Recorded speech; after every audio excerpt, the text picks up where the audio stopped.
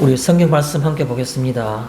디모데전서 4장 6절에서 10절까지 5개의 구절을 한 절씩 교대로 읽은 후에 마지막 10절은 함께 읽었으면 좋겠습니다. 제가 4장 6절을 봉독해 올리겠습니다. 내가 이것으로 형제를 깨우치면 그리스도 예수의 좋은 일꾼이 되어 믿음의 말씀과 내가 따르는 좋은 교훈으로 양육을 받으리라. 망령되고 타한 신화를 버리고 경건의 이름으로 내 자신을 연단하라. 육체의 연단은 약간의 유익이 있으나 경건은 범사에 유익하니 금생과 내생에 약속이 있느니라. 이보다 일어나며 모든 사람들이 받을 만하도다. 이를 위하여 우리가 수고하고 힘쓰는 것은 우리 소망을 살아계신 하나님께 두미니 곧 모든 사람 특히 믿는 자들의 구주시라. 아멘.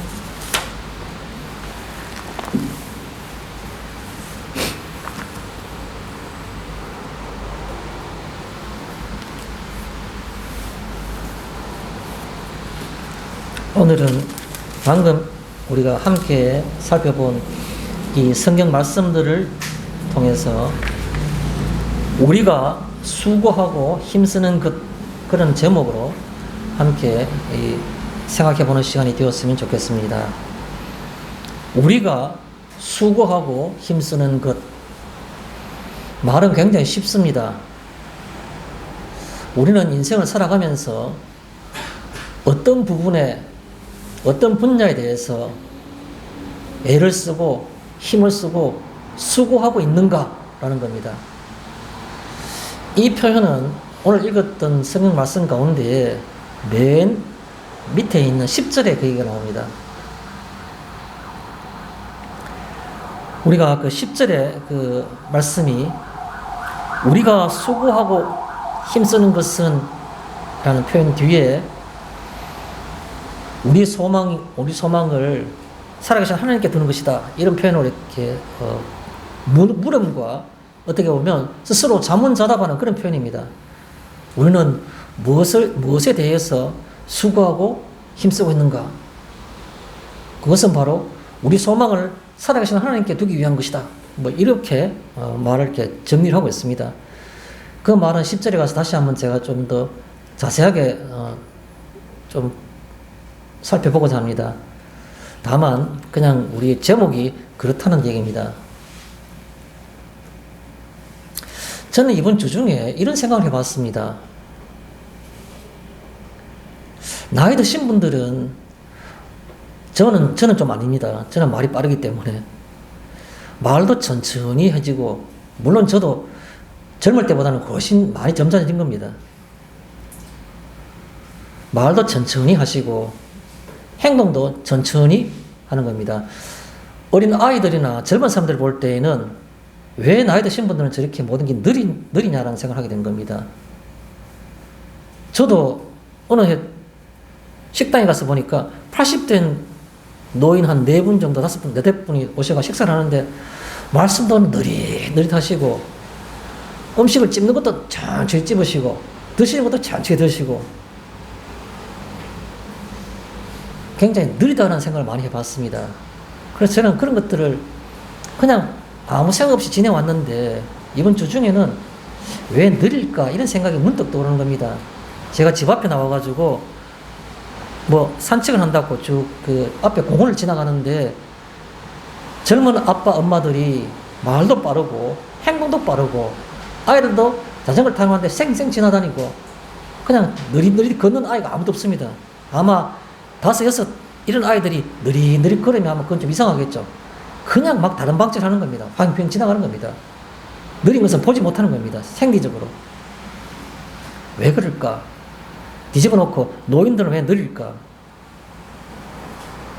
저 혼자 약간의 어떤 그런 깨달음이 있었습니다. 무슨 생각이 있냐면 빨리 가봐야 아무 소용 없다. 이런 생각이 들더라고요.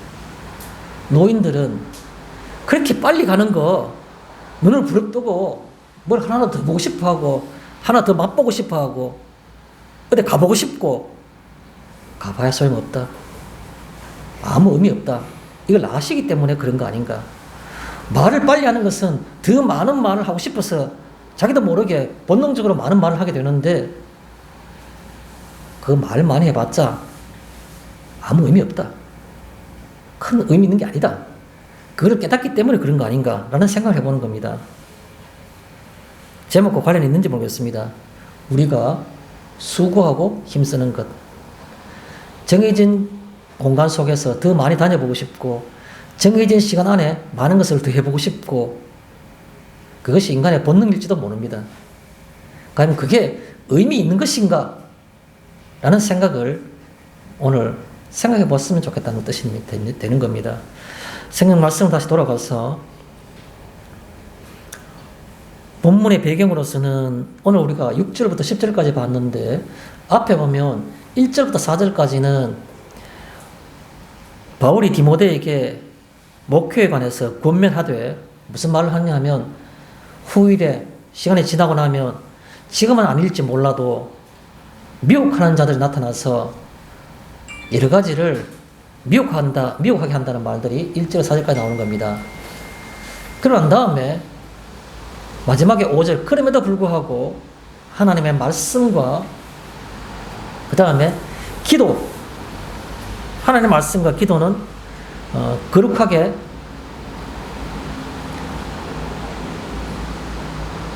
오절에 하나님의 말씀과 기도로 거룩하여짐이라 그런 표현이 있죠. 그런 후일에 미혹하는 영들이 오고 미혹하는 자들이 와서 이것이 바른 길이라고 이렇게 뭔가 거짓말을 할지라도 그러나 하나님의 말씀과 기도로 거룩하여짐이라 거룩하게 지는 것이니까 거기에 대해서 집중하고 초점을 맞출 필요가 있다는 말로 이렇게 정리를 합니다. 그 다음에 나오는 말이 오늘부터 나온 겁니다. 아무리 세상이 요란하고 이상하게 엉뚱한 것들이어서 거짓 영들이 미혹할지라도 항상 자리를 잡고 있어야 될 게 꼭 중요한 두 가지가 있는데 그건 바로 뭐냐면 하나님의 말씀과 기도다라는 겁니다. 그 다음에 6절은 어떻게 시작합니까? 시작하는 것이 내가 이것으로 형제를 깨우치면 이렇게 시작하고 있습니다. 그러면 내가라는 말은 디모데야 너가 이것으로라는 말은 뭡니까? 하나님의 말씀과 기도로 형제들을 깨우치면 네가 섬기고 있는 교회에 에베소 교회에 그 형제들에게 성도들에게 네가 섬길 때에 딴 것보다는 무조건 기본이 돼야 될 게 바로 뭐냐 하면 하나님의 말씀과 기도로 네가 그렇게 해야지 거룩하게 그걸 섬길 수 있다는 겁니다. 여기에 대해서는 저는 100% 0.1%의 모자람이 없이 그냥 그대로 저는 똑같이 공감하는 바입니다. 아마 여러 성도님도 같은 생각을 하실 겁니다. 신앙이 어떻게 성장할 수 있으며 신앙생활 어떻게 바른 신앙을 감당할 수 있습니까? 두 가지밖에 없는 겁니다. 말씀과 기도. 이 두 가지밖에 없는 겁니다. 말씀을 가까이 하지 않는 사람은 신앙의 연륜이 아무리 오래되었던 직분이 어떠 하든 간에 절대로 바른 신앙생활을 할 수 없는 겁니다. 부정적인 얘기를 별로 하고 싶은 생각이 없어서 좀 피하고 싶은데 제가 여러 해 전에 신학대학원을 다닐 때 통계치 자료들을 제가 신학생들, 목사님들끼리만 볼 수 있는 그런 자료들이 많은데 그 속에 소소한 사람들, 논문 속에 소소한 사람들 이렇게 보면 목사님들조차도 1년에 성경 1독을 아는 사람들이 하는 사람보다도 훨씬 더 많다는 겁니다. 안 믿기시겠죠?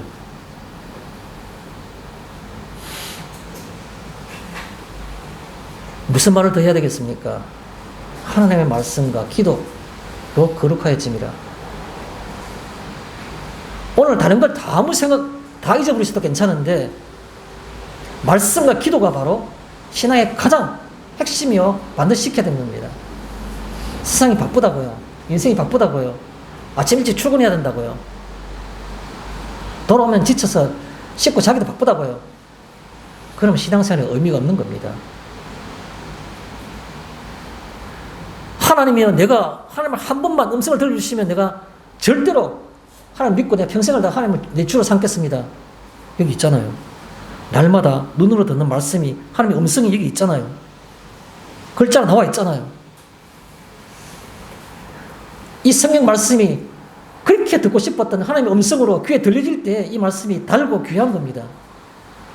디모데에게 그걸 강조하고 있는 겁니다. 말씀과 기도는 왜 하는 겁니까? 어떻게 우리가 우리의 힘으로 신앙적 삶을 이 땅에서 영위할 수 있습니까? 기도 없이는 이 땅에서 신앙적 삶을 살 수가 없는 겁니다. 기도해 볼 때, 기도가 난 다음에 나만이 아는 기도 응답을 볼 때 내가 내 속에서 믿음이 무럭무럭 자라는 걸 보는 겁니다. 이론적으로, 논리적으로 유명한 목사님이 어떤 그런 화려한 어떤 그런 그 성경 말씀의 어떤 그 설파로 그렇게 믿음이 자라는 겁니까? 아니요. 내가 기도할 때 그 기도가 나만이 아는 비밀로 믿음의 역사로 나타날 때 내가 믿음이 무럭무럭 자라는 겁니다. 그래서 디모데에게 그걸 강조하고 있는 겁니다. 6절부터 계속해서 간단하게 본문을 쭉 설명드리겠습니다. 처음 시작하는 것은 조금 전에 그렇게 말씀드렸죠. 내가 이것으로 형제를 깨우치면, 이것이란 말은 바로 말씀과 기도입니다. 이것으로 형제들에게 강조하면, 저도 오늘 강조했습니다. 깨우치면 그리스도 예수의 좋은 일꾼이 되어, 그리스도 예수의 좋은 일꾼이 된다 그랬는데 이게 말 뜻을 모르는 사람은 아무도 없을 겁니다. 아, 내가 예수님의 일꾼이 된다는 것들. 그런데 필요성에 대해서는 잘 모르는 사람들이 많아요. 그런데 모든 사람들이 자기 부모님의 유언을 거스르는 사람들은 거의 없습니다. 가능하면 자기 손해가 되더라도 유언을 지키려고 할 겁니다. 예수님이 부활 성천하실 때 뭐라고 말씀하셨습니까? 너희는 땅끝까지를 내 증인이 되라고 했습니다. 그게 유언입니다. 이 땅에 남긴 마지막 말씀. 그런데 그걸 우리가 그냥 그렇지 라고 지식으로만 알고 있는 겁니다. 아니요. 지켜야 될 내용인 겁니다.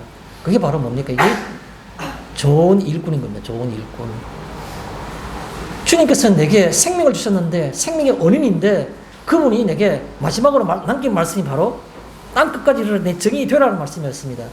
그러면 여기에 말하는 좋은 일꾼이라는 말의 필요성, 내가 그 속에 이것도 내게 적용된다는 말에 대해서 거부할 수가 없는 겁니다. 좋은 일꾼이 되어야 되는 거. 그건 목회자나 목사님이나 전도사님이나 혹은 또 다른 분들이나 전도자들이나 선교사들이 하는 것이지 나는 평신도잖아. 평신도는 주의 자녀가 아닙니까? 주님으로부터 생명 얻은 거 아닙니까? 영생을 얻은 게 아닙니까? 구분이 없는 겁니다. 여기에 예수의 좋은 일꾼이 되어라는 것은 모든 사람들에게 해당되는 겁니다. 이건 내가 대상이 아니라고 생각하는 것 자체가 틀린 겁니다. 제가 가지고 있는 어떤 그런 그 크기나 여러분이 가진 크기가 똑같아야 되는 겁니다. 다만 기능적인 면에서 좀 다를 수 있지만 그러나 그 필요성과 그리고 그 가치는 동일한 겁니다. 저나 여러분이나 이 좋은 일꾼이 되어 좋은 일꾼이 되면 어떻게 하냐니까 믿음의 말씀과 내가 따르는 좋은 교훈으로 양육을 받으리라. 이게 양육을 받으리라는 말은 그 교인들이 양육을 받는 건지 디모데 자신이 양육을 받는 건지 구분을 하기가 조금 애매모호합니다. 그러나 현대어 성경, 그 다음에 우리가 쉬운 성경, 우리 그냥 요즘처럼 말하는 걸 이렇게 표현하는 성경을 보면 다 뜻이 분명히 나옵니다. 디모데 자신이 양육을 받는다는 그런 표현입니다. 이 표현 자체가 양육을 받는다. 그리고 이 양육을 받는다는 것은 자기 자신, 즉 디모데가 양육을 받는 것이고 이 성경 원어적인 어떤 그런 그 시제를 보면 현재 분사형으로 되어 있습니다. 지속적으로 늘 계속해서 그런 의미를 포함하고 있는 겁니다. 그러면 우리가 일꾼의 역할을 하기 위해서는 필요한 것이 있는데 그게 바로 뭐냐 하면 믿음의 말씀과 그 다음에 내가 따르는 좋은 교훈. 따르는 좋은 교훈이라는 건 뭡니까? 예를 들면 바울이 지금 디모데에게 권면하는 권면들도 좋은 교훈이 되는 겁니다. 그래서 믿음의 말씀이라는 것은 예수님께서 하신 말씀을 믿음으로 받아들이는 것들, 주님의 말씀을 믿음으로 받아들이는 그 부분과 그 다음에 주위에서 권하거나 교회에서 정해놓은 그런 것들을 권하는 것들, 권면들을 그걸 우리가 좋은 교훈이라고 하는 겁니다. 예수님의 말씀, 내가 믿음으로 받아들인 예수님의 말씀, 그리고 교회에서나 혹은 주위에서의 권하는 좋은 어떤 권면들, 그런 것들을 통해 가지고 네가 양육을 계속해서 받을 수가 있다는 겁니다. 그래서 바울이 편지를 하고 있는 겁니다. 그 다음에 나온 얘기가 그 좋은 교훈의 내용이 나오는 겁니다. 바울은 뭐라고 지금 좋은 교훈을 디모데에게 주고 있습니까? 망령되고 허탄한 신화를 버리고 경건에 이르도록 내 자신을 연단하라. 망령되고 허탄하다라는 말은, 망령되다는 말은 우리가 굉장히 젊은 사람들에게는 잘 안 쓰는 표현인데, 뭐 그냥 가장 쉽게 가장 정확하게 표현하면 거짓되고라는 겁니다. 정상적이지 않는 겁니다. 정상적이지 않는 것. 정상적인, 비정상적인 이런 말이 망령되다는 겁니다. 그 다음에 헛되다는 것은 뭡니까? 참이 아니다는 거, 진실이 아니라는 거죠. 다시 말해서 망령되고 허탄한 신화라는 말은 무슨 말인가 하면 정상적이지도 않으며 거짓된, 그리고 참여한 진리가 아닌 그런 신화를 버리고, 신화는 뭡니까? 신화는 누가 신화하는 겁니까? 인간이 어떤 것들을 해석하거나 이해하기 위해서 만드는 그런 가설을 신화라고 하는 겁니다. 뭐 제우스 신, 뭐 무슨 신화, 뭐 그래서 그리스의 신화, 로마의 신화, 그리스 로마 신화, 사람이 만든 겁니다. 세상에 이 자연은, 천지는 어떻게 돌아갈까? 거기는 신이 있다고 생각하는 겁니다. 그러면 하늘을 다스리는 신이 있고 바다를 다스리는 신이 있고, 그 인간이 다 상상인 겁니다. 인간이 만들었던 것들을 통틀어서 그걸 신화라고 하는 겁니다. 무슨 말일까요? 신화라는 말은 다른 말로 인본적인, 이성적인 그런 뜻이 되는 겁니다. 인간이 무언가 실제로 존재하는 어떤 그 자연과 현상에 대해서 뭔가 설명을 붙여야 되지 않습니까? 이렇게 했는다고. 그걸 갖다 우리가 신화라고 하는 겁니다. 과학적으로 얘기해 볼까요? 과학에서 신화는 어디에 해당되는 겁니까? 빅뱅 이론이 신화에 해당되는 겁니다. 빅뱅 이론이. 옛날, 아주 오랜 옛날, 태초에 성경은 하나님이 자신을 인간에게 알려주시기 위해서 말씀하셨던 그 기록이, 성령 감동을 통해서 기록하게 하셨던 것이 성경인데, 성경 첫 마디가 태초에 하나님이 천지를 창조하시니라고 분명히 이 기원, 존재의 기원에 대해서 설명하고 있는 겁니다. 하나님께서 알려주신 겁니다. 내가 주인이라고. 그런데 성경을 부인하고 거부하게 되면 다른 대안이 있어야 되지 않습니까? 그 대안이 뭡니까? 아주 오래오래 옛날, 그럴 때 한 우주 물리학으로 일렘이라는 겁니다. YLEM. 일렘이라는 하나의 어떤 조그만 어떤 그 물질이라는 어떤 것이 있었는데, 그 점과 같고, 어떤 사람은 계란만 하다 그러기도 하고, 그래서 그걸 우리가 코스믹 에그라 말합니다. 우주 계란. 이런 조그만 일렘이라는 게 있었는데, 일렘이 어느 날 자체 불균형에서 빵 터졌다는 겁니다. 빅뱅! 대폭발이 난 겁니다. 거기서부터 시간도 나오고, 질량도 나오고, 물질도 나왔다는 겁니다. 그게 가스 형태로 터졌다. 거기서 그것들이 뭉쳐가지고 천체를 만났다는 겁니다. 신화입니다. 뭔가 설명해야 되니까 대안이 필요한 겁니다. 근데 그건 과학적으로 스스로도 모순인 겁니다. 무질서 속에서 질서 있는 게 나올 수가 없는 겁니다. 무질서함에서 질서 있는 게 나올 수가 없죠. 폭발이라는 그 무질서함 속에서 질서 있는 사계사철이 분명히 돌아가는 질서 정연하는 어떤 그런 전체들의 운행이 그 속에 나올 수가 없는 겁니다.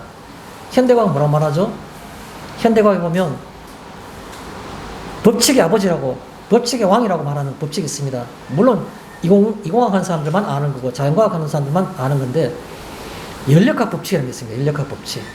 1, 2, 3 법칙이 있는데, 그 중에 이 법칙이 뭐냐 하면 엔트로피 법칙입니다. 모든 자연계의 현상은 질서 있는 곳에서부터 무질서한 쪽으로 변해 간다는 겁니다. 그게 예외 없는 법칙입니다. 법칙과 가설이 붙으면 가설이 양보를 해야 되는 겁니다. 법칙은 객관적으로 증명이 된 것이 법칙이고, 가설은 어떤 현상을 설명하는 증명이 안 된 하나의 이론일 뿐인 겁니다. 연력학 제2법칙이, 예외 없는 연력학 2법칙이 뭐라고 말하고 있습니까? 모든 자연계의 현상은 질서 있는 곳에서부터 더욱더 무질서한 쪽으로 진화한다. 변해 간다는 겁니다. 변화한다는 겁니다. 그러면 빅뱅, 대폭발은 무질서한 현상입니다. 거기서부터 질서 있는 우주가 창성되는 것은 인간 스스로의 법칙과도 서로 충돌이 나는 겁니다. 말이 안 맞는 얘기입니다. 발이 왜 나갔으면 다시 돌아오겠습니다. 망령되고 허탄한, 정상적이지도 않으며 거짓되고 인간적인 어떤 그런 해석으로 그냥 만들어 놓은 가설, 그걸 우리 신화라고 하는 겁니다.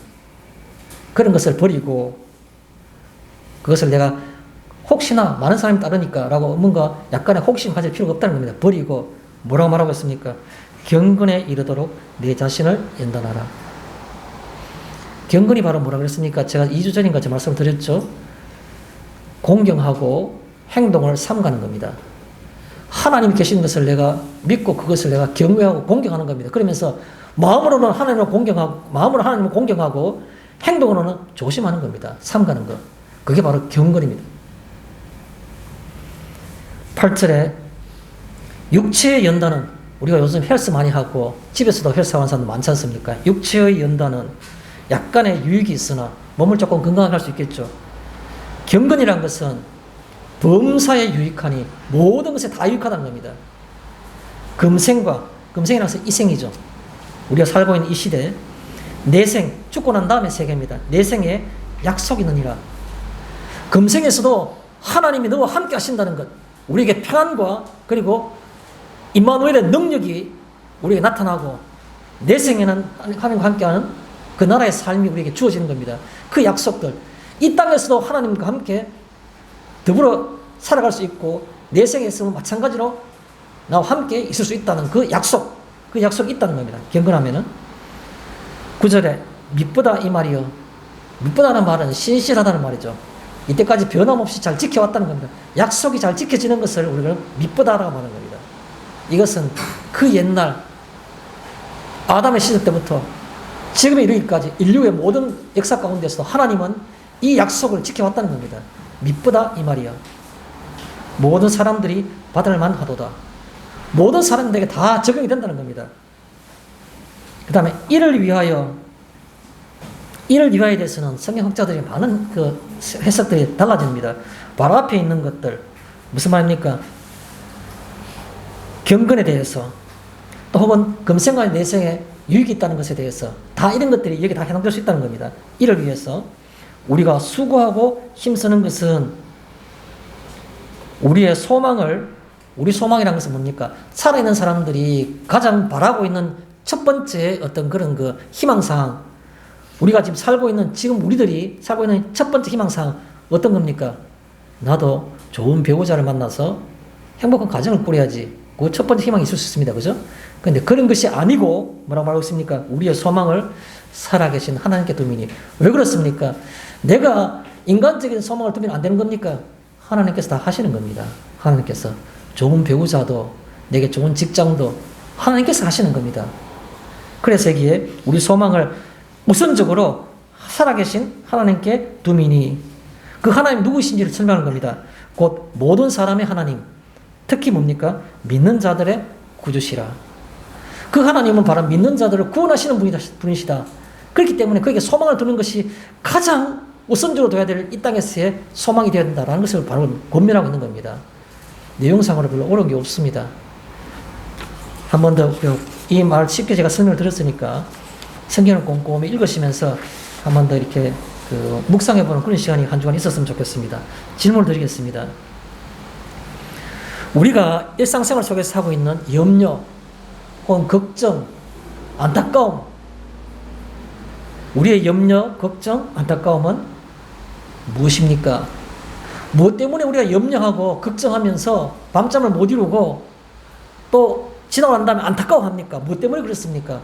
무엇을 내가 못해서, 무엇 때문에, 무엇이 부족해서, 내게 무엇이 결여되어 있어 그렇게 염려하고 한탄하고 염려하시는 겁니까? 도대체 내가 가슴 아파하는 내용이 뭐냐는 겁니다. 또 다른 말로 표현해 볼게요. 그것이 내가 염려하고 이걸 내가 또 못했네라고 생각하는 그것, 걱정하는 것, 안타까운 것들, 그것이 내가 살아가는 삶의 진정한 가치와 삶의 이유와 직접적인 관련이 있습니까? 물어보고 싶은 겁니다. 하루 일과를 마치고 집에 가서 쉬려고 누워있으면 눈앞에 어려운 게, 내가 오늘 또 왜 그런 짓을 했지? 어떤 일에 결과가 나면 왜 나는 이렇게 안 되지? 또 어떤 사람이 옆에 주위를 보면 너무너무 일이 스스로 잘 풀리니까 나는 왜 저렇게 못하지? 너무 안타까웠어. 식욕도 없고 잠도 못 이루고 머리를 두드리며 왜 이렇지? 그게 우리가 살아가는 삶의 이유, 그리고 삶에서 가장 가치 있는 것과 직접적인 관련이 있습니까? 그걸 제가 여쭙고 싶은 겁니다. 그렇지 않다면 그럴 필요가 없잖아요. 무엇 때문에 내가 가슴 아파합니까? 내 삶의 근본적인 제일 첫 번째 되는 이유, 그리고 내 삶의 근본적인 가치와 직접적인 관련이 있다 그러면 그럴 만한 가치가 있죠. 가슴 아파하고 후회하고 안타까워할 수 있죠. 그런데 그게 아니라면 그 얼마나 어리석은 겁니까? 본문으로 가겠습니다. 6절에 보면 좋은 일꾼이라는 말 나옵니다. 내가 이것으로 형제를 깨우치면 그리스도 예수의 좋은 일꾼이 되어라는 말 때 좋은 일꾼이라는 겁니다. 제가 아까 강조를 좀 했습니다. 말 뜻을 못 이해하는 것은 아니지만은 필요성을 모르겠다. 왜 우리는 좋은 일꾼이 되었는지 모르겠다. 제가 말씀드렸지 않습니까? 예수님의 마지막 남기신 유언이라고 증인되라고 좋은 일꾼 말씀드릴게요. 우리가 삶을 살아갈 때에 가장 가치 있는 삶은 뭐겠습니까? 제가 한 예를 들겠습니다. 자주 내가 인용하는 분입니다. 김형석 교수님 말씀을 제가 좀 인용하겠습니다. 이번 주에도 대답을 했더라고요. 그 대답을 봤습니다. 103세 된 그 노철학자, 장로님이신 그분이 똑같은 얘기 하더라고요. 인생에서 가장 가치 있던 순간이 언제입니까? 가장 황금기가 언제였습니까? 저의 경우에는 만 60에서 75세 사이가 제일 황금기였습니다. 이렇게 말씀하시더라고요. 내가 그 얘기 몇 번 들었거든요. 왜 그렇습니까? 나를 믿어줄만 해서 그렇습니다. 그 이전에는 했는 것들이 자꾸 실수와 어떤 그런 뭐라고 할까요? 시행착오의 어떤 그 과정이었다면 그 시기에는 60에서 75세 사이에는 어느 정도 시행착오도 없고 하는 일마다 뭔가 성숙함이 있어서 가치가 있고 그때가 내 인생의 황금기였다고 생각합니다. 그렇게 말씀하시더라고요. 그런 다음에 그러면 인생의 가장 그러면 이때가 살아온 중에서 가장 그래도 내가 뭔가 뭐랄까요? 가치 있었다. 그런 일이 뭡니까? 100살을 넘게 살면서 내가 이건 참 가치 있었다. 안 그러면 인생에 이건 참 남은 것이 이것밖에 없다라고 생각하는 인생에 남은 것이 이것이다. 가장 가치 있는 것이다. 남은 것이다. 라고 말할 수 있는 게 뭡니까? 그러니까 웃으면서 하시는 말씀이 나를 위해 살지 않는 시간이 가장 남는 거죠. 이런 말씀하시더라고요. 나를 위해 살지 않은 시간과 그 일들이 유일하게 남는 거라고. 나를 위해 살았던 그 시간과 그 모든 것들은 다 남는 게 아니라고. 인생에서 100살을 살아도 남는 게 없다는 거, 흔적도 없이 없어지는 아무 가치가 없는 것들이라는 것입니다.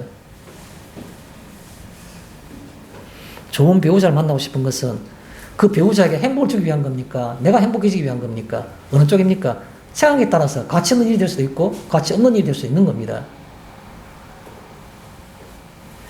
내게 가시가 되고 내게 짐이 되고 내게 온갖 부담이 되는 그런 내 가장 가까운 사람이 있다 합시다.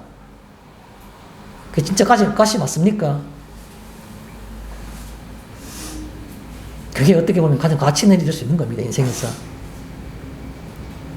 아닙니까? 그 장로님이 그렇게 말하는 게 아니라 성경이 그걸 말하고 있는 겁니다. 가장 가치 있는 일이라고. 이게 뭡니까? 좋은 일꾼. 좋은 일꾼이라는 말은 무슨 말입니까? 나를 위해서 하는 겁니까? 그렇지 않으면 남을 위해서 하는 겁니까? 주님의 말씀을 순종해서 그의 말씀을 그의 남기는 말씀을 따라 살아가는 것. 그 유언을 지킨다는 것도 의미가 있지만은 그러나 그 행위 자체에서 이 땅에 남길 만한 가치 있는 일인 겁니다. 남을 나보다 낫게 여기라는 예수님의 말씀을 그대로 실천하는 게 되는 겁니다. 남을 나보다 낫게 여기라고. 좋은 일꾼이란 말은 그런 말입니다. 또요. 그러면 좋은 일꾼이란 말을 할 때 어떤 말을 제가 던지고 싶으냐면 피조물로서 이런 말씀을 드리고 싶어요. 피조물로서. 우리는 내가 잘나서 태어난 게 아니고 하나님께서 이 땅에 있게 하신 겁니다. 무엇 때문에 있게 하셨을까요? 하나님께 영광을 돌리라고. 하나님 이름을 찬송하라고 이 땅에 있게 하신 겁니다. 그러면 어떻게 영광을 돌리면 어떻게 찬송할 수 있습니까? 순종하고 순명하는 겁니다. 순리를 따라 순종하는 것, 그걸 우리가 순명이란 말입니다. 순명. 순리를 따라서 시키면 시킨 대로 따라가는 게 순리인 겁니다. 그런데 시키는데도 불구하고 아니요, 더 좋은 게 있습니다. 그럼 내가 바라는 것은 순종이라 제사가 아니라. 사무엘이 사울에게 책망할 때 뭐라고 표현했습니까? 듣는 것이 수양의 기름보다 낫다 말했지 않습니까? 하나님의 말씀을 듣고 순종하는 것이 하나님께 제사 지내는 순양의 기름보다 더 낫다고 말씀하신 겁니다. 뭐라고 우리가 변명하고 싶습니까? 좋은 일꾼 되는 거 목사님 역할 아닙니까? 아니요. 전혀 아니요. 이렇게 교인들을 양육해야 되는 겁니다. 어떻게 해요? 좋은 일꾼이라는 것은 피조물로서 순리와 순명으로. 세상이 얼마나 21세기 기계적으로 바쁘게 돌아가는데 고리타분하게 신앙고 따지고 뭐 하나님의 말씀을 순종하고 그거 뭐 지금 안 맞습니다. 그럼 여러분 생명이 없는 겁니다. 하나님 여러분에게 살아있지 않는 겁니다. 버젓이 옆에서 날마다 살아계신 하나님이 의식하게 되면 그건 전색이 되는 겁니다. 머릿속에만 신앙이 있고 머릿속에만 성경 말씀이 있으면 그건 여러분의 생명이 없는 겁니다. 안 그렇습니까? 좋은 일꾼이란 말은 피조물로서 당연히 해야 될 순리와 순명이란 겁니다. 그리고 좋은 일꾼은 뭐 하는 겁니까? 좋은 일꾼은 그리스도 예수의 좋은 일꾼을 말했습니다. 그리스도 예수의 좋은 일꾼이란 말은 무슨 말입니까? 구원자가 있음을, 구주가 있음을 그걸 주변에 얘기하는 일입니다. 그게 얼마나 가치 있는 일입니까? 내만이 알고 있다고 나는 확실히 하나님 살아계신가 예수님이 나의 구주인 걸 안다고요. 진짜 확실하게 아는 사람은 가만히 있을까요? 전혀 아니라고 보는 겁니다. 확실히 믿어진다면 그 귀한 사실을 옆에 얘기할 수밖에 없는 겁니다.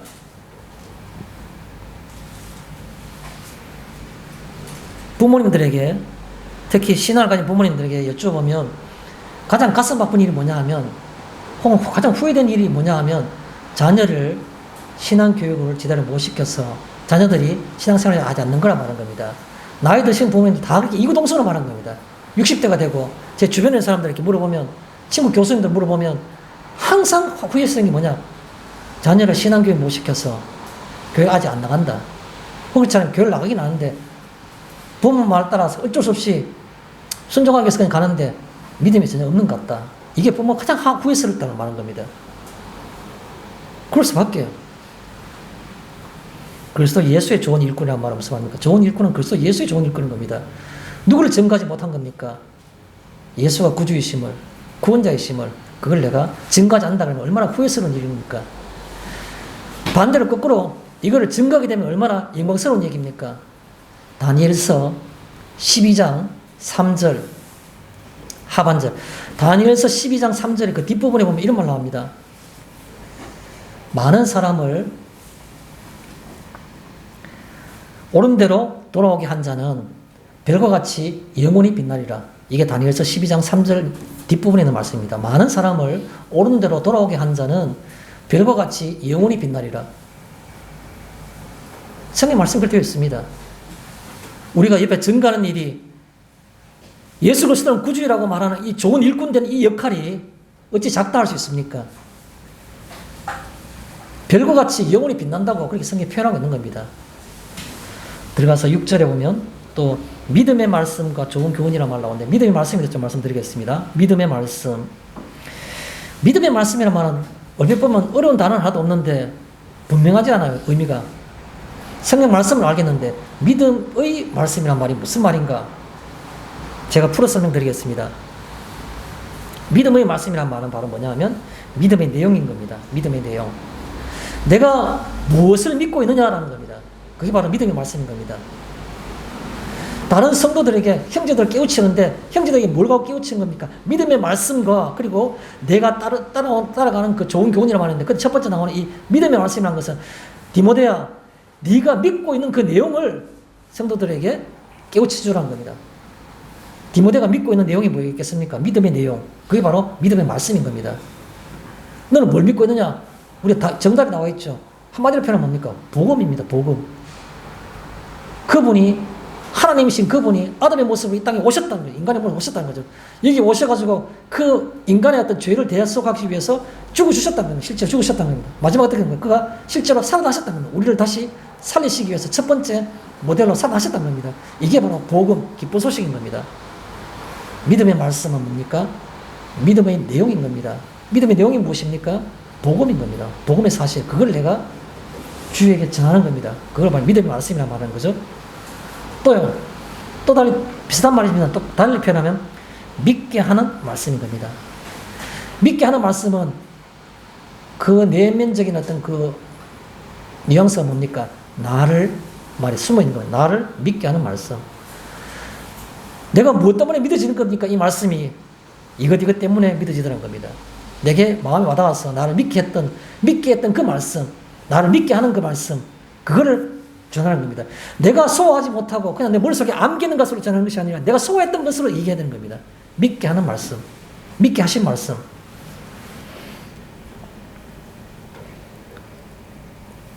요한복음의 저자 요한은 무엇을 믿었습니까?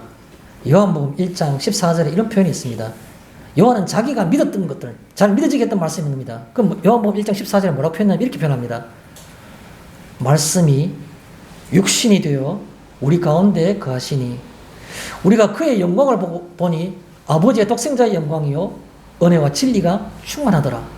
이게 요한이 자기를 믿게 하셨던 그 말씀인 겁니다. 자기는 그 말씀을 보니까 그 말씀 속에서 그 말씀이 살아 움직이는 하나님이었고 그 말씀이 이 땅에 실제로 오셨고 우리가 그 오신 그분의 신분과 그의 능력을 보니까 그의 영광을 보니까 은혜와 자격 없는 자에게 하나님의 무한한 사랑을 주시는 은혜와 그리고 그 속에서 진리가 삶과 생명이 그 속에 있더라는 겁니다. 그거를 이 요한은 사도 요한은 자기가 믿은 겁니다. 사도 요한이 썼던 복음서 1장 1절이 뭡니까? 태초에 말씀이 계시니라. 이 말씀이 하나님과 함께 계셨으니 이 말씀은 곧 하나님이시니라. 이게 요한복음 1장 1절입니다. 자기에게 임했던, 자기가 믿게 했던 그 말씀이 뭐냐는 겁니다. 그 말씀은 바로 요한은 그렇게 고백하고 있는 겁니다. 태초에 말씀이 계셨는데 그 말씀이 하나님과 함께 계셨는데 그 말씀이 곧 하나님이셨던 겁니다. 근데 그 말씀이 14절에 와서 말씀이 육신이 되어 우리 가운데 거하심에 우리가 그의 영광을 보니 독생자의 영광이요 아버지의 독생자의 영광이요 은혜와 진리가 충만하더라 라고 표현한 겁니다. 자기를 믿게 했던 그 말씀을 전하는 겁니다. 요한은 그렇게 성경에 기록하고 그걸 전하고 있는데 우리에게 우리는 뭐라고 전하겠습니까? 내가 믿어지는 날 믿게 하셨던 그 말씀이 뭡니까? 그걸 전하는 겁니다. 그 다음에 좋은 교훈이라는 얘기가 있습니다. 좋은 교훈이 뭡니까? 가치 있는 가르침. 내 주변에서 우리가 성경 말씀을 지금 살펴보고 있는 이런 것들도 좋은 교훈이 될 수 있겠죠. 성경이 뭘 말하고 있는가를 우리가 생각해 보는 것들. 이게 좋은 교훈입니다. 또요, 요약되고 반영된 성경 말씀을 요약하고 반영했던 그런 교회에서의 여러 가지 규범들, 교회에서의 규범들도 좋은 교훈이 될 수 있는 겁니다. 혹은 또 바울이 디모데에게 말하는 걸 그대로 표현하게 되면 내가 따르고 있는 것들. 디모데는 바울의 어떤 그런 권면을 100%다 수행했을 겁니다, 아마. 그래서 네가 내 말에 따르고 있는 그런 것들이 바로 좋은 교훈이라는 것을 얘기하고 있는 겁니다. 7절에 연단하라라는 얘기가 나옵니다. 연단하라. 이 연단하라는 말은 우리가 실감 있게 느낄 필요가 있습니다. 무슨 말인가 하면 연단이라는 말은 뭡니까? 쇠가 있을 때 쇠를 벌겋게 달구어 가지고 그것을 두드립니다. 대장장이가 두드리고 또 벌겋게 달구고 또 두드리고 자꾸 두드리면 두드릴수록 대장장이 힘이 들지만 쇠가 단단해지는 겁니다. 그걸 가르쳐서 연단이라 말하는 겁니다. 연단하라. 빨갛게 거의 녹기 직전까지 사람의 생명을 말하면 죽기 직전까지 죽을 만큼 그렇게 두드리고 벌겋게 달구고 조금만 더 하면 그러고 녹아버려. 녹기 직전까지 그 고치어 수준할 때까지 최고 높이고 녹는다는 것은 죽는 걸 의미하겠죠. 녹기 바로 직전까지 달구고 그걸 또 끄집어내서 또 두드리는 겁니다. 또 두드리고 또 이리 두드리고 쇠가 계속 질기지고 또 단단해지기 위해서 그걸 가르쳐서 연단이라고. 물론 연단하는 것은 경건에 이르도록 연단하는 말로 됐기 때문에 내용이 분명히 나옵니다. 우리는 우리의 사람의 성정으로는 욕정이 가득하고 근본적으로 타락해서 사실은 그 속에 선한 것이 나올 수가 없는 겁니다. 그렇기 때문에 금속을 연단하는 것처럼 그렇게 경건에 이르는 어떤 과정을 거쳐가는 겁니다. 경건에 이르는 것이 그만큼 힘들다는 겁니다. 혹시 우리 성도님들은 운동선수들의 그 훈련하는 것을 혹시 뭐 매스컴에서나 자료화면 보신 적 있을 겁니다. 유도 선수나 레슬링 선수들이 올림픽을 앞두고 뭐 선수촌에 입촌하게 되면 그런 훈련하는 거 보셨습니까? 숨이 턱까지 차오르고 죽을 것만 같은데 또 오르고 또 오르고 굵은 밧줄을 맨손으로 타고 올랐다 내렸다 올랐다 내렸다 숨도 못 쉴 정도 퍼지는데 또 올라가고 또 올라가고 또 올라가고 그 죽음 직전까지 가는 겁니다. 그걸 가르쳐서 연단이라고 하는 겁니다. 쇠를 발갛게 달구어서 달궜다가 두드리고 달궜다 두드리고 반복해서 계속해서 맨날 며칠 계속 하는 겁니다. 그런 것 같은 모습으로 경건에 이르는 과정을 거치는 겁니다. 우리는 정말 그렇게 하는 거 맞습니까? 경건에 이르도록 내가 의식을 갖고 그렇게 하는 겁니까? 오늘 우리에게 바울은 권면하고 있는 겁니다. 경건에 이르도록 그런 연달을 하라고, 우리에게 필요하다고 말씀하시는 겁니다. 신화를 버리고, 신화는 뭡니까? 앞에 망령되고 허탄한, 망령되다는 말은 정상적이지 않는 것을 얘기하고, 허탄하다는 말은 거짓되는 걸 얘기하는 겁니다. 아무 근거가 없다는 거예요. 허탄한 근거가 없는. 사람들이 그냥 이건 이럴 것이다. 하나님은 존재하지 않지만 빅뱅으로 세상이 만들어졌을 것이다. 그게 바로 허탄한 겁니다. 근거가 없이 거짓된 그 말입니다. 그 다음에 이런 것들은 인본적인 접근이라는 겁니다. 인본적인 접근. 사람이 어떤 걸 뭔가 대안을 가지고 있어야 되기 때문에 대안을 안 가질 수가 없죠. 그래서 그냥 그렇게 하는 겁니다. 대안을 가지고. 그걸 만든 것이 신화가 되고 그런 겁니다. 경건에 이르도록이라는 말이 7절에 있습니다. 제가 늘 말씀드린 겁니다. 경건하다는 말은 마음으로 공경하고 행동으로 삼가는 겁니다. 경건에 이르도록. 하나님에 대해서 내가 늘 마음을 공경한다는 일이 쉬운 일이 아닙니다. 물질 앞에서도 사람이 안 보는 곳에서도 하나님을 공경하는 것 그 자체가 쉬운 일이 아니라는 거죠. 요셉이 보디발의 아내가 유혹할 때에 내가 하나님 앞에서 이 큰 죄악을 어떻게 내가 하리요라고 표현한 것처럼 아무도 보는 사람이 없지만 그것을 하나님을 공경하는 모양과 행동을 조심하는 것 하기가 쉽지 않은 겁니다. 그래서 여기에 경건에 이르도록이란 말은 공경하며 행동을 삼가는 겁니다. 또 다른 말로 하면, 자, 오늘 제가 이건 좀 특별히 말씀드리고 싶은 내용입니다. 왜 우리는 경건에 이르도록 노력해야 되는데 왜 그렇지 못하는가라는 겁니다. 못하는 것을 제가 곰곰이 생각해 봤어요. 왜 우리는 경건에 이르는 거 힘들까? 본성을 보지 않기 때문에 그런 겁니다. 본성을 보지 않기 때문에. 본성을 보지 않는다는 말은 무슨 말일까요? 우리의 본성은 어떻습니까? 전적 타락입니다. 우리의 본성 자체는. 가만히 있으면 새어나오는 것들이 아름답고 귀하고 경건한 것이 우리 속에서 자연스러워 나온 것이 아니라 그 속에서 정욕에 가잡힌 것만 눈으로 그리고 듣는 귀로서 정욕에 가다가 그만 따라가게 되는 겁니다. 물질을 추구하고 이런 것들.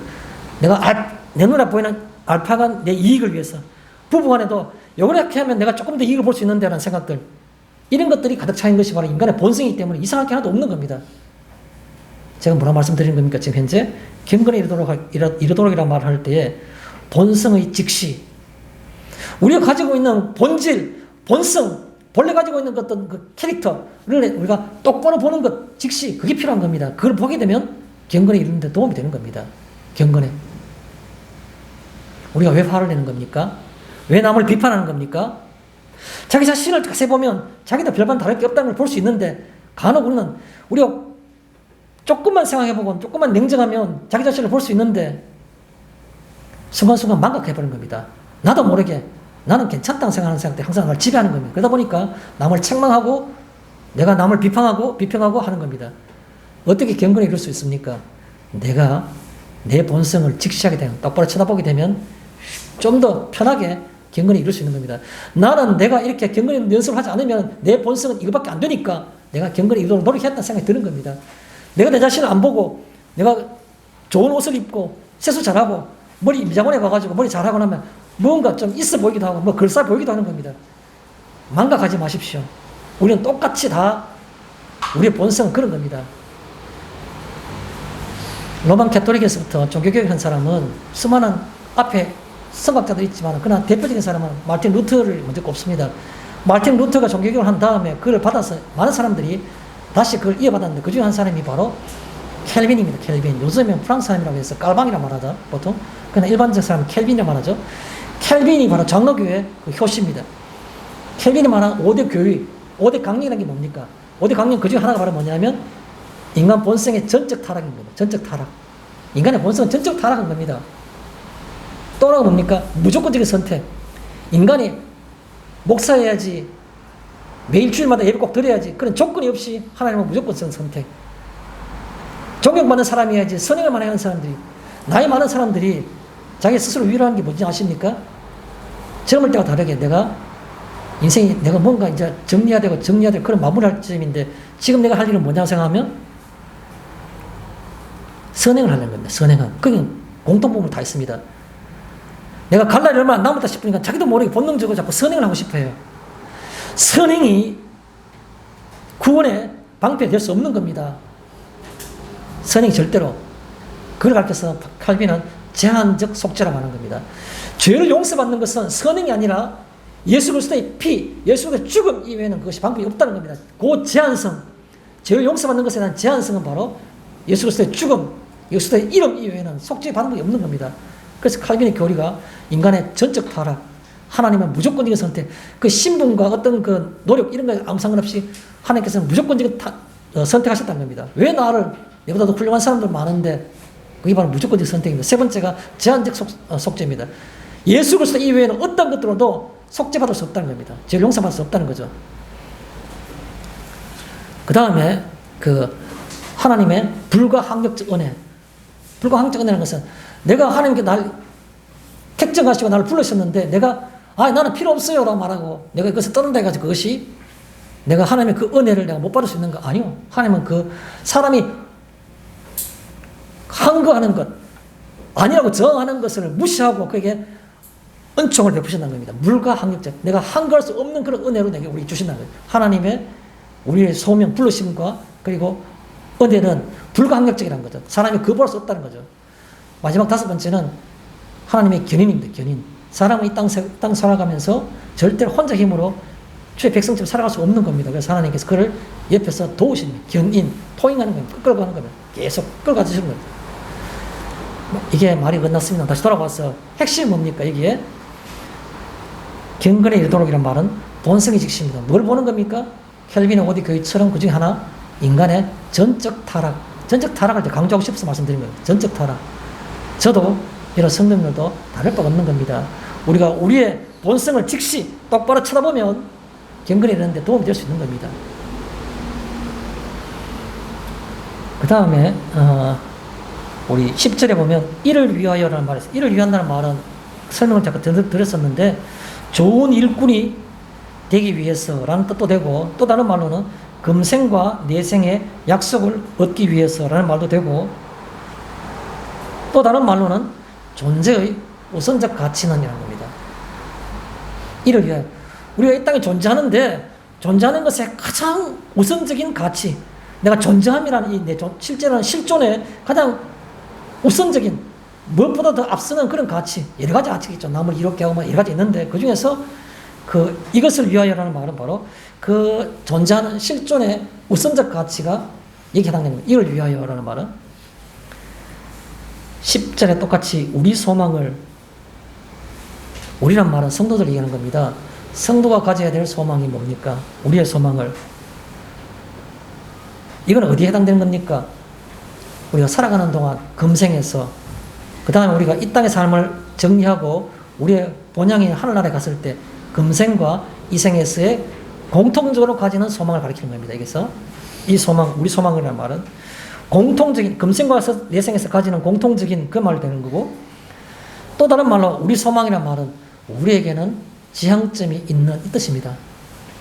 세상을 살아가는 믿지 않는 사람들과 신앙을 가지 못한 사람들은 살아가는 지향점이 없습니다.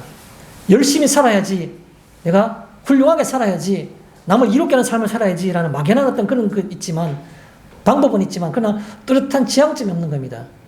우리 지향점이 뭡니까? 살아계신 하나님의 소망을 두는 겁니다. 그게 지향점인 겁니다. 하나님만 바라보는 겁니다. 하나님을 우리 향해서 바라볼 때 하나님 기뻐하시는 겁니다. 어떻게 보면 믿음이 뭡니까? 하나님을 진지하게 바라보는 게 믿음일 수 있습니다. 하나님을 진지하게 바라보는 것. 이런 시간에도 이런 사건에도 저런 내 형편에도 이런 내가 어떤 어려움 속에서도 하나님을 바라보는 것 그게 믿음이지 않습니까? 그런 것처럼 소망이라는 건 바로 뭡니까? 살아있는 그 하나님을 내가 바라보는 것 그게 소망인 겁니다. 지향점이 있다는 것 그게 우리 소망이죠. 마지막으로 10절에 살아계신 하나님께 저는 오늘 질문을 드릴 때 다른 질문을 드렸는데 이런 질문을 드리고도 싶었습니다. 이런 성도님들은 하나님이 살아계신 거 맞습니까? 어떻게 느끼십니까? 이걸 물어보고도 싶었습니다. 사실은 말은 쉽죠. 그러나 이 엄청나고 가슴 떨리는 살아계신 하나님. 다른 말로 표현해 보겠습니다. 신인식과 그리고 현존이라는 말씀으로 드리고 싶습니다. 신, 인간이 아닌 신, 신에 대한 인식, 진지하게 생각해 보셔야 되는 겁니다. 신이 계시는가 안 계시는가, 신에 대한 인식, 진짜 계시는 거 맞는가, 내가 자기 체면을 걸고 아평과 같이 이것 아니면 내가 뭔가 희망이 없을 것 같아서 자꾸만 내가 의식적으로 의도적으로 내가 믿으려고 하는 그런 자기 체면인가, 냉정하게 생각해 보시기 바랍니다. 신이 계시는가 안 계시는가에 대해 신인식. 그런데 여기서는 살아계신 하나님이란 말은 현존. 말은 무슨 말이겠습니까? 신인식과 현존, 다른 말은 뭡니까? 자기 부인과 무관한. 내가 신이 없다라고 결론을 낸다 하더라도 신은 계신다는 겁니다. 그게 바로 살아계신 하나님이라는 그런 의미입니다. 내가 무엇이 똑똑해가지고 내가 부인하면 실제로도 없어져야 되는 겁니까? 아니요. 하나님은 초월자이신 겁니다. 내가 자기가 스스로 부인한다 한들 그 부인하는 것과는 아무 무관하다는 겁니다. 그거 독립적이라는 겁니다. 자기 인식과 독립된. 어떤 사람은 썩 그렇게 똑똑하지도 않으면서 자기가 뭐 당한 것처럼 마음속에 신이 어떻게 존재해? 라고 생각하는 겁니다.